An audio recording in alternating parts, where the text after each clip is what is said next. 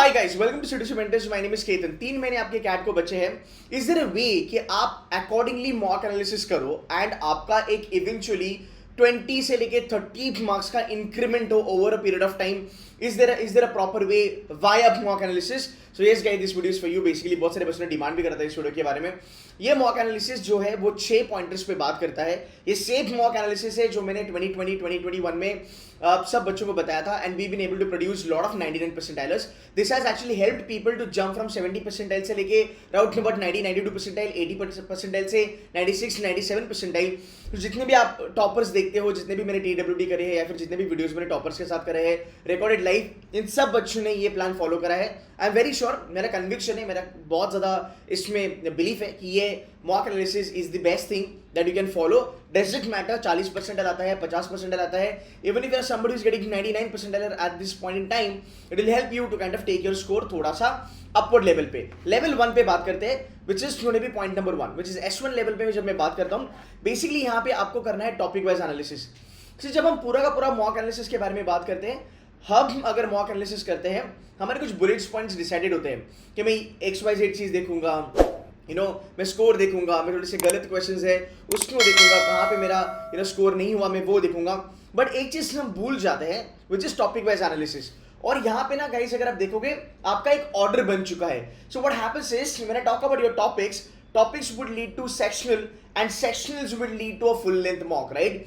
सो topic पे hammer करना बहुत ज्यादा जरूरी है। So let's take an example. तो अगर आपने देखा, आपने परसेंटेजेस करा, आपने प्रॉफिट एंड लॉस करा, आपने SICI करा, आपने एवरेजेस करा, you will have to do a topic wise analysis. So for example, जो हमारे previous students हैं जो IIM अहमदाबाद पहुंच चुके हैं, ईशा हो गया, then कैवल्य हो गया, then प्रांशु हो गया, फिर इस बारी जो 99 परसेंटाइलर है गौरव हो गया, ये लोग ना अपनी एक्सेल स्प्रेडशीट्स बनाते हैं। और बाय द वे मैं वो शेयर भी करूंगा आपके साथ एक्सेल स्प्रेडशीट, उसके लिए एक अलग वीडियो आ जाएगा अगले 2 दिन में। But understand this, these students have also gone ahead and did the analysis topic by topic. So topic by topic analysis is one of the best way to analyze the mock. आपको बहुत deep level पे इसका ज्ञान मिलता है। आपकी जो mistakes है आपको वो काफी लेवल तक पता चलती है। अगर तुम्हें वर्बल एबिलिटी के बारे में बात करूं तो वर्बल एबिलिटी में अगर क्या होगा यार, para jumble, para summary, odd one out, para completion, ये टॉपिक्स आते हैं। इस लेवल पे आपको एनालिसिस करना जरूरी है।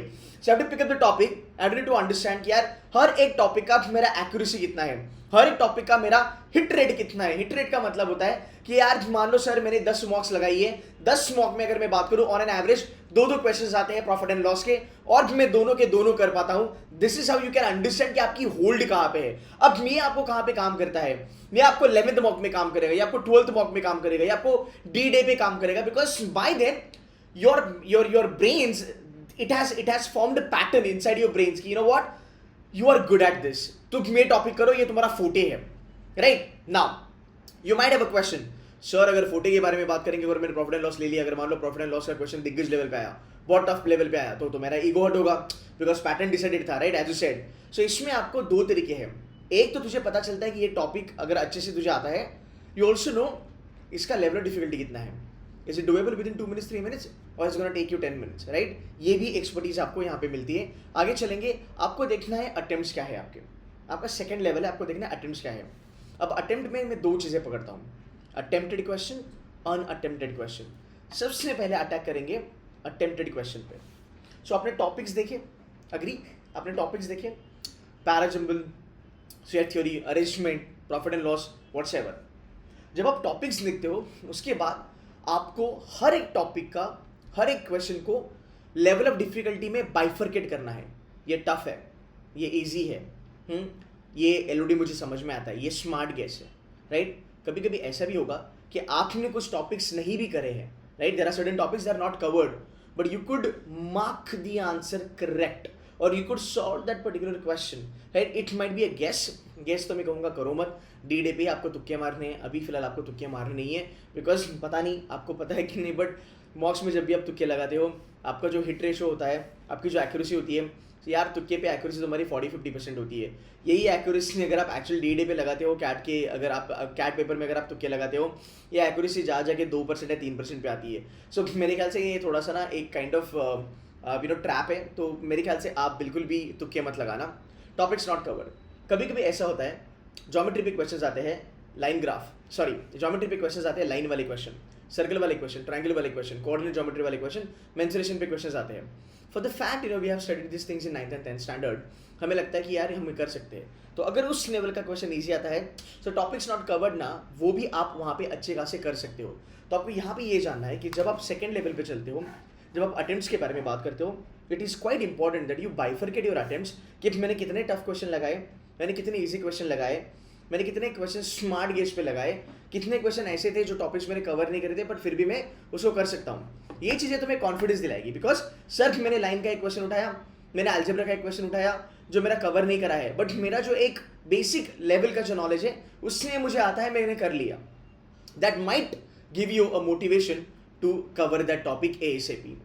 You getting my point what I am saying, right? Perfect. आगे चलेंगे. अब देखो लेवल ऑफ डिफिकल्टी की आपको यहाँ पे बहुत ज़्यादा जानकारी मिलती है.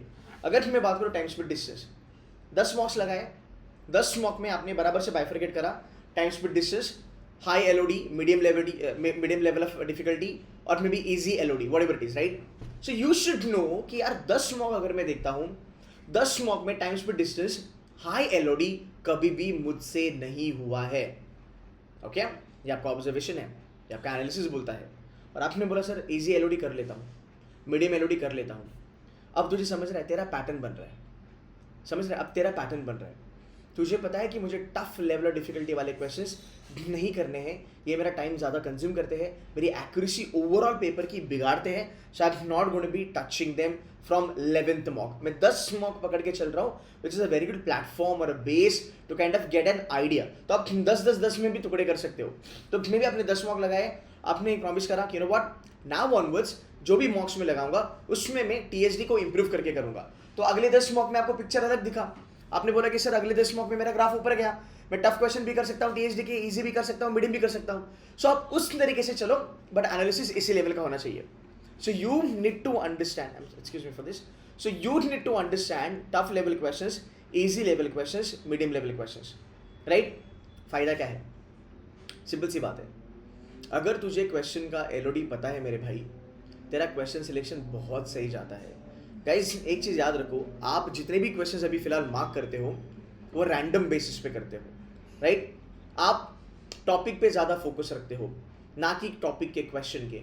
हर एक टॉपिक क्वांट्स का, हर एक टॉपिक DLR का, उसका टाइप और सब टाइप होता है. अगर आप मेरे बच्चे हो, मैंने आपको पैरा सिंबल पढ़ाया है, मैंने आपको पैरा समरी पढ़ाया है, हाँ मैंने आपको RC पढ़ाया है. आपको पता है हर एक, even para symbol, para summary has a topic and अ सब टॉपिक. इफ रिमेंबर, सब लेंथ के बारे में मैंने कभी बात करा है, कभी मैंने रूल्स के बारे में मैंने बात करा है. I hope you can recollect that, right? But आने वाले सेशंस में वापस एक बार मैं रिवाइज कर लूँगा. तो आपको टॉपिक और सब टॉपिक का जानकारी होना काफ़ी ज़रूरी है भाई मेरे. You getting my point? So this is very important. So once you understand the difficulty level of any bloody question, you then take a call कि मुझे इसको उठाना है कि नहीं उठाना है. And your problem is that, rather बहुत सारे बच्चों का प्रॉब्लम है, we end up marking those questions which we are not comfortable with, और जिसकी हमें ज़्यादा जानकारी नहीं होती है. ये होता ही होता है. अब इसमें आपकी इंप्रूवमेंट कब होगी पता है? जब आप 10-15 मॉक ये गलतियाँ करोगे ना, फिर आपकी इंप्रूवमेंट होगी कि यार जो मुझे नहीं पता मैं उसको क्यों मार्क करता हूँ, क्यों मेरा दिमाग उधर चले जाता है, जो आता है वही मैं मार्क करता हूँ, राइट? तो जब आप लेवल ऑफ डिफिकल्टी अंडरस्टैंड करते हो कि मैं किस लेवल ऑफ डिफिकल्टी का क्वेश्चन उठा सकता हूँ, आपका क्वेश्चन सिलेक्शन बहुत अच्छा होगा. Time consumption to solve that question will get reduced, because if you know something very well, the time that you will take to answer or to finish that question will get reduced आराम से. बच्चे कहते हैं sir time बहुत लगता है. Time इसलिए लगता है बेटा बिकॉज वो क्वेश्चन आप अच्छे से नहीं जानते हो. ये सेकंड फायदा हो गया. थर्ड, आपकी एक्यूरेसी 100% ही आएगी. जो भी लोग कहते हैं 100% ना 80% एक्यूरेसी करो, 70% एक्यूरेसी करो, अगर आपको दिमाग दिया है तो मेरे ख्याल से it's high time for you that you sit down and use your brains. There is nothing called as 70% accuracy और 80% accuracy. It has to be bloody 100% accuracy और 0% accuracy. Your job in the mocks is avoid this 0% accuracy. You are only gunning for 100% accuracy. You can probably say that कि मेरी accuracy 80% होगी, 90% होगी जब मैं 50% से ज़्यादा पेपर फोड़ता हूँ तब. और वो जाहिर सी बात है 40 मिनट में अगर मुझे क्वांट्स में out of 22, 23, 24 whatever questions they have, अगर मुझे 15 से ऊपर क्वेश्चंस लगाने हैं तो मुझे स्पीड बढ़ानी पड़ेगी. उसमें इक्का दुक्का क्वेश्चन मेरा गलत हो सकता है, बट अगर आप 10 क्वेश्चन लगाते हो जहां पे अगर आप देखोगे एक क्वेश्चन में आप 4 मिनट देते हो, guys you can not afford to even have 90% of accuracy. अगर कैट के लिए सीरियस हो, so I am going to be very straightforward. आपको समझ रहा है, वो जो ऊपर का जो 10% है ना, वो भी आपके अच्छे खासे परसेंटाइल गिराएगा. तो आप सोचो, अगर आप एक क्वेश्चन को 4 मिनट दे ही रहे हो, you have to gun for 100% accuracy. वो कब पॉसिबल होगा? जब तुझे लेवल ऑफ डिफिकल्टी पता चलेगा. इजी क्वेश्चन कौन से हैं, राइट, फॉर्मूला बेस्ड कौन से हैं, कंसेप्ट बेस्ड कौन से हैं, एप्लीकेशन बेस्ड कौन से हैं, एडवांस कौन से हैं, चैलेंजर कौन से हैं. समझा? So this is what you need to understand and this is the most important part of your analysis. Unattempted. अब मान लो आपने कुछ क्वेश्चंस अनअटेम्प्टेड छोड़े. पहला क्वेश्चन खुद को ये पूछो कि मैंने अनअटेम्प्टेड जो क्वेश्चंस थे मेरे, उसमें मैंने क्या पंगा करा. अनअटेम्प्टेड क्वेश्चंस क्यों है मेरे? Then you need to identify this was really tough, great, I left it, अच्छा हो गया, कॉन्फिडेंस बिल्ड होता है यहाँ से. ठीक है, फिर पता चलेगा अरे यार ये तो इजी था बट मैंने छोड़ दिया. क्यों छोड़ा, क्यों गलती करी? अब मैं आपको ना थोड़ा सा आइडिया देता हूँ यहाँ पे. थोड़ा वीडियो लंबा होगा पर सुन लेना. It's a free advice but it's a very good advice. So if you are kind of targeting 8 questions, okay, let's just say you are doing 8 questions in quants, okay, or let's say you are doing 10 questions in quants, or let's say you are doing 10 questions in verbal ability, reading comprehension. On 10 questions, guys, in VRC, you are close to 93 percentile, 94, 95 also. With 10 questions correct in quants, you are sure not close to 94, 93 percentile. Okay, with 10 questions I'm talking about. तो अगर जब तुझे 10 question करने थे out of 22, out of 24, out of 26, whatever it is, understand this, how can you miss on easy questions? You should take this promise. आपने ना ये खुद को प्रॉमिस करना चाहिए, सर मैं इजी क्वेश्चन मिस करूंगा ही नहीं, बाय हुक और बाय क्रुक. करना क्या है तुझे, जो टॉपिक आप करते हो, अगर जो सेक्शन आप करते हो, आउट ऑफ 22 आपको ना पूरा पहले पेपर देखना है. आपको 1 2 3 4 5 6 ऐसे नहीं करना है, एक करा, दूसरा करा, तीसरा करा, छोड़ दिया, ऐसे नहीं करना है. आपको ध्यान से देखना है कि मैं कौन सा क्वेश्चन कर सकता हूँ. आपका एक दिमाग में ना एक पैटर्न होना चाहिए. I will only take those questions जो मैं 2 से 3 मिनट के बीच में कर सकता हूँ. और मैं आपको गारंटी देता हूँ ऐसे आपको 8 से 10 क्वेश्चन आराम से मिलेंगे कैट पेपर में, एक्चुअल कैट पेपर में भी मिलेंगे. सो तुम्हारा पहला टारगेट होगा कि भाई ईजी क्वेश्चन तो मेरा जाने नहीं चाहिए, भले पेपर टफ हो गए बट एटलीस्ट मुझे जब मैं एग्जाम हॉल से बाहर निकलूँ या फिर जब अपनी मॉक में खत्म करूँ, I am bloody sure that I have not left even a single easy question. चमका? सो इजी क्वेश्चन मैंने छोड़े, वो देखना चाहिए था आपका, राइट. इजी था बट तुम गॉज नहीं कर पाए, उसकी एलओडी आपको समझ में नहीं आई, तो कहीं ना कहीं गैप है आपकी लर्निंग में, वो आपको सुधारना पड़ेगा. और अब मैं ऐसे क्वेश्चन छोड़े जो टॉपिक्स आपके कवर नहीं हुए थे. Understand this. Number 1 and last number are okay, there is nothing to worry about it. Number 2 is not okay, number 3 is not okay. Now I'll give you an idea about number 2. Let's say आपने time speed distance का एक question करा, okay, जो 8 number का question था, और 22वें number पे मान लो तुम्हारा रेशियो प्रोपोर्शन का एक क्वेश्चन बैठा था जो इजी था. अब यार एक बात बता, तूने टाइम स्पीड डिस्टेंस पे 4 मिनट डाला और वो रेशियो प्रोपोर्शन वाला तूने करा ही नहीं. बाद में तुझे पता चलता है कि रेशियो प्रोपोर्शन वाला 22 नंबर वाला क्वेश्चन जो था वो एक्चुअली डुएबल था, 2 मिनट वाला क्वेश्चन था. तो आपका जो ट्रेड ऑफ है, जो मैंने आपको सेडुसी मेंटर्स में पढ़ाया है, यूट्यूब वाली फैमिली भी आप जान सकते हो, ट्रेड ऑफ है कि मैंने टीएचडी छोड़ा और टीएचडी के चलते मैंने क्या करा, इसको छोड़ के मैंने रेशियो प्रोपोर्शन वाला लिया, जहाँ पे 2 मिनट में मेरा क्वेश्चन बना, 100% एक्यूरेसी, फुल मार्क्स, कोई लोड नहीं, प्लस जो 2 मिनट मेरे बचे उसमें मैं शायद से कोई दूसरा क्वेश्चन सॉल्व कर सकता था. तो गाइस याद रखना, कभी कभी कैट में टफ क्वेश्चन इस लेवल पे आते हैं कि वो एक क्वेश्चन के कंपैरिजन में आप 3 क्वेश्चन अच्छे से लगा सकते हो विथ 100% एक्यूरेसी. ये चीज़ें कब होती है? जब हम इसको मॉक में एनालाइज करते हैं. ये 10 मॉक, 15 मॉक, 20 मॉक, 25 मॉक, जब आप बिना थके, बिना गिव अप करे जब आप ये करते हो, एक गधा भी एक घोड़ा बन जाता है. And I have seen people like that. I have seen kids scoring 70 percentile getting into 90 percentile easily. I have seen people used to get scared of 99, like fuck sir, मेरा तो 99 का लीग ही नहीं है, मैं तो उसके लिए बना ही नहीं हूँ सर, मैं 95 तक चले जा सकता हूँ. dude, if you're at 95 you can cross 99 easily. There is no doubt about it, because it's just a matter of strategy and the analysis. Analysis is also a part of strategy, and I'm telling this to you, you just have to apply that and your life is good, man. ठीक है, आगे चलेंगे. The third thing is going to be time management. Very important. आपके Excel में ये चीज़ आनी चाहिए. So, sir मैंने कुछ क्वेश्चंस लगाए जिसके साथ मैं फेमिलियर था, ध्यान से सुन मेरी बात। फेमिलियर का मतलब क्या है? जो तुझे आता है। अब देख मेरे भाई, हर एक चीज़ें कनेक्टेड है।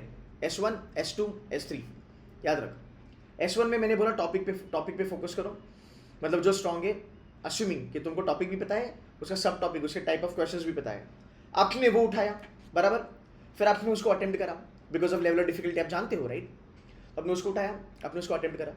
जाहिर सी बात है, जो तुझे आता है, हाँ, जो तुझे पता है, जिसके बारे में तू कॉन्फिडेंट है, वो अगर क्वेश्चन तो उठाता है, तेरा टाइम ज़्यादा जाएगा क्या रे? सवाल ही नहीं पैदा होता, तेरा टाइम कम जाएगा। बच्चे बोलते हैं सर प्रॉफिट एंड लॉस पिछले 3 महीने से कर रहा हूँ, आज भी प्रॉफिट एंड लॉस के क्वेश्चन 6-7 मिनट लेते हैं। क्यों लेते हैं? बिकॉज तूने मेन चीज़ों पे ध्यान नहीं दिया है, या फिर तेरी कोचिंग इंस्टीट्यूट वालों ने तुझे ये चीज़ें पढ़ाई नहीं है कि यार तुम फोकस करो LOD पे। सो हर एक चीज़ कनेक्टेड है। अगर मैं क्वेश्चन को अच्छे से जानता हूँ, I pick it up, I know the level of difficulty, I solve it फटाफट। मैंने अभी कवर करा था। So guys, time management, again आपको टाइम मैनेजमेंट जानना काफ़ी ज़रूरी है। फेमिलियर क्वेश्चंस पे मेरा टाइम कितना गया? फेमिलियर क्वेश्चंस पे आपका ज़्यादा टाइम नहीं जा सकता, आपको ये बात ध्यान में रखनी है और आपको इसको इम्प्रूव करने की कोशिश करनी चाहिए। Then you have non familiar questions. Sometimes it might happen that you have taken some non-familiar questions and you spent around about 7-8 minutes on it, and ऐसा होता है most of the time non-familiar question पे हम ज़्यादा time देते हैं। So तुझे याद रखना पड़ेगा कि तुझे ज़्यादा टाइम नहीं देना है। अब दूसरी बात मेरी सुनो, 99 परसेंटाइल वाले जो बच्चे हैं, आपको बेटा एक क्वेश्चन 2-3 मिनट में करना होता है। 90 परसेंटाइल वाले जो हमारे बच्चे हैं, बेटा आपको एक क्वेश्चन आराम से 5 मिनट में करना होता है। तो आप लोड मत लो, आपको इवेंचुअली 20 मॉक के बाद, 15 मॉक के बाद आपका लेवल पता चलेगा कि इस टाइप का क्वेश्चन मैं इतने मिनट में कर सकता हूँ। नाम बदल दूंगा अगर आपको ये सही नहीं आया तो, and I am being very honest about it.